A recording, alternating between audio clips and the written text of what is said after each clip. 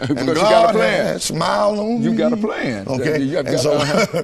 So what we're saying is that this is a tremendous opportunity for us, and we believe that it is a grave error for us to not take advantage of this opportunity to do so much to leave a legacy to our children. I got a granddaughter, Parker Nicole. I would not want her to leave to me the kind of world that we get ready to leave to her. I would not want that to happen. And so every time we try to do something, this is what happens. We get told you can't do it because there's no money. Or you can't do it because there's a law against it. Or you can't do it because it won't work. I'm like Nehemiah. I'm doing a great work, and I can't come down. And I cannot deal with the distractions. Distractions are detract us because the money is there. The program is here. And there's a slogan that we've come up with, Dr. Haney, that I'd ask that you remember. The help that we've been waiting on is here. Because of the help that we've been waiting on is us. Is us. That's it, and that sounds good. And of course, you know, Reverend, we've got about 5 minutes here. Now, from this point, from this particular show, where do you go from here? I mean, we are waiting to hear back from some that we've asked to partner with us. What we're needing is for our local government and our state government to provide us with a building where we can immediately begin to go in and make it energy efficient, retrofit it with offices and classrooms. We immediately put folk to work. That would be our headquarters. And from there, we continue to train, and we roll out teams to do an energy audit first to find out what communities, based on the number of years that that community has been in existence, are its historic appeal. What communities would be the best ones to start to look at the insulation in the roof, the windows and the doors. So the first thing you need now is a building, some kind of a building, place and we need resources to sustain us, communities to develop, where we can build houses, to where we can attract contractors to be a part of our training program, and if they know that we've got developments going on, they know that they have access to being able to do some roofing work, or some concrete work, or some general contracting work, plumbing, HVAC, and electrical.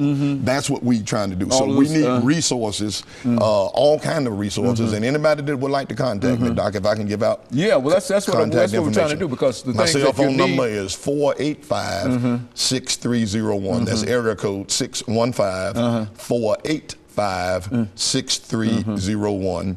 And my email address is Mitchell, M-I-T-C-H-E-L-L, 9943 at Comcast.net. Or they can get in touch with your church. They can get in touch with our church. Or they can get in touch with our Contractors Association, MITDICA, Middle Tennessee Diversity Contractors Association, 1819 Charlotte Avenue, over right off of Charlotte there in North Nashville. And so what you're doing now, you're making an appeal to those individuals who've heard you, who might be interested in, they might have their own self-interest in terms of whatever they might, but could see themselves working with. And let me stop right here and make sure that I recognize and say thank God for the president of our association, Kathy Leslie, our treasurer, Tracy Ross, our Vice President, Linaris Alston, and our Program Director, Rob Horton. Let me thank God for them, and if they're out there listening, let's just hang in there, guys. We're closer than we've ever been to being able to see come to fruition a plan whereby we all can say that we decided to rise up and let's build something together. Thank you, Kathy Leslie. Thank you, Linaris Alston. Thank you, Rob Horton. Thank you, Tracy Ross. Thank you, Mike Tucker. And the money is already there. We know that the money is there. The state of Tennessee already has the money, and there ought not to be any reluctance. Hold on. I'm leaving out some key people, because we've got for those that want, we've got access to 3 training institutions. Floyd Stone, You Can't Touch God's Property.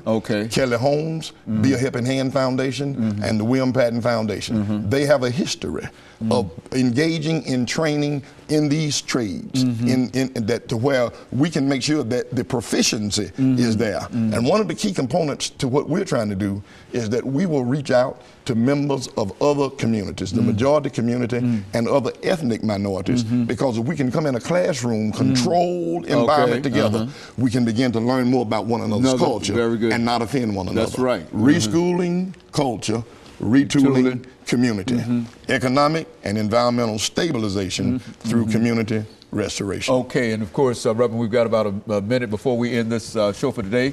And let me simply thank you for bringing that information by to us. And I'm sure that you'll find many partners because, as we've both said, the money is already there. The money is there. The only thing that we have to now do is to take the initiative and go and get the money. Yes, sir. Is that it? Yes, and of course, let me also encourage our audience to tune in again next week for another informative edition of this particular show.